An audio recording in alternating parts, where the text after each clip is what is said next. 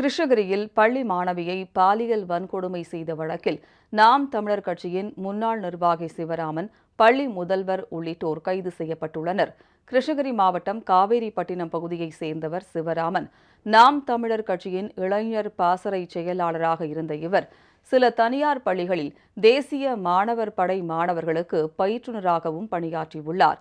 இந்த நிலையில் கடந்த சில நாட்களுக்கு முன்பு பயிற்சி முகாமில் தங்கியிருந்த 12 வயது சிறுமியை சிவராமன் பாலியல் வன்கொடுமை செய்துள்ளார்.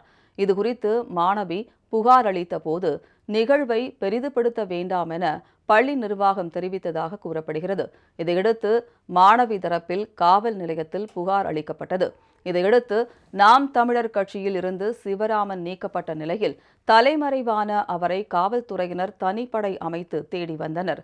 இதனிடையே மாணவியின் புகாரின் பேரில் பள்ளி முதல்வர், தாளாளர், ஆசிரியர்கள் உள்ளிட்ட 7 பேர் கைது செய்யப்பட்டனர். இந்த நிலையில் கோவையில் தலைமறைவாக இருந்த நாம் தமிழர் கட்சியின் முன்னாள் நிர்வாகி சிவராமனை காவல்துறையினர் கைது செய்துள்ளனர். அப்போது காவல்துறையினரிடமிருந்து தப்ப முயன்ற போது தவறி விழுந்ததில் சிவராமனின் காலில் எலும்பு முறிவு ஏற்பட்டுள்ளது. காவல்துறையினர் நடத்திய விசாரணையில் மேலும் 13 மாணவிகள் பாலியல் ரீதியாக பாதிக்கப்பட்டுள்ளது தெரியவந்துள்ளது.